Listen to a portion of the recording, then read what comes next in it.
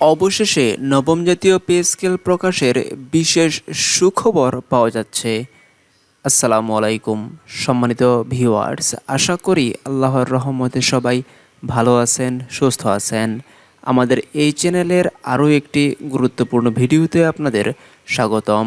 Viewers, আমরা ইতিমধ্যে জানতে পেরেছি আপনাদের নবম জাতীয় পে স্কেল প্রকাশের ব্যাপারে কাজ শুরু করে দিয়েছে সরকার। ভিউয়ার্স, এ বিষয়ে বিস্তারিত সুখবর দেওয়া বার্তাটি এই ভিডিওর মাধ্যমে আপনাদেরকে জানানোর চেষ্টা করব। অবশ্যই ভিডিওটি শেষ পর্যন্ত ধৈর্য সহকারে দেখার চেষ্টা করবেন। আপনি যদি এই চ্যানেলের একেবারে নতুন হয়ে থাকেন তাহলে অবশ্যই চ্যানেলটি সাবস্ক্রাইব করে রাখবেন।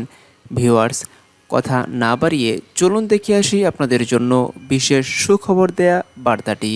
ভিউয়ার্স, আশা করি আপনারা দেখতে পাচ্ছেন এখানে একটি নোটিশ দেখা যাচ্ছে।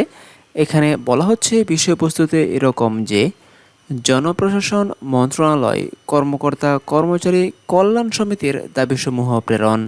ভিউয়ার্স, এই নোটিশে বিস্তারিত এরকম বলা হচ্ছে, উপর্যুক্ত বিষয়ের পরিপ্রেক্ষিতে নবম জাতীয় পে স্কেল ঘোষণা পূর্বের ন্যায় টাইম স্কেল ও সিলেকশন গ্রেড পুনর্বহাল মহামান্য রাষ্ট্রপতি ও প্রধানমন্ত্রীর কার্যালয়ের ন্যায় সচিবালয়ে কর্মকর্তা কর্মচারীদেরকে টিপটপ ভাতা প্রদান, 100% পেনশন পুনর্বহাল এবং পেনশন গ্র্যাচুইটির হার 1:500 টাকা নির্ধারণের জন্য জনপ্রশাসন মন্ত্রণালয় কর্মকর্তা কর্মচারী কল্যাণ সমিতির সাধারণ সম্পাদক আবেদন করেছেন।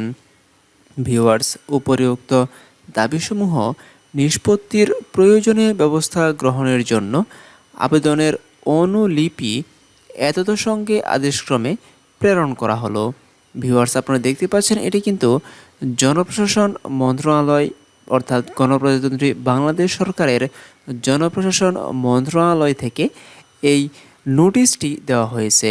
অর্থাৎ আপনাদের যে নতুন বেতন স্কেল বা নবম জাতীয় পে স্কেল প্রকাশের ব্যাপারে কাজ শুরু করে দিয়েছে সরকার, এবং 11 থেকে 20 গ্রেডের কর্মকর্তা কর্মচারীরা এর মধ্যে যে বিশেষ সুযোগ সুবিধাগুলো পাবেন সেগুলো কিন্তু এই নোটিশের মাধ্যমেই স্পষ্টভাবে ফুটে উঠেছে।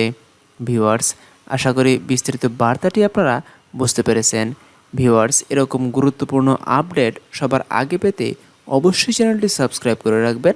ভিউয়ার্স, সকল গুরুত্বপূর্ণ আপডেট সবার আগে আমরা এই চ্যানেলের মাধ্যমে আপনাদেরকে জানিয়ে দিব। সুতরাং আপনারা এই চ্যানেলের সাথেই থাকবেন। পরবর্তী ভিডিও আসা পর্যন্ত আশা করি সবাই ভালো থাকবেন, সুস্থ থাকবেন এই কামনায় শেষ করছি। ধন্যবাদ সবাইকে।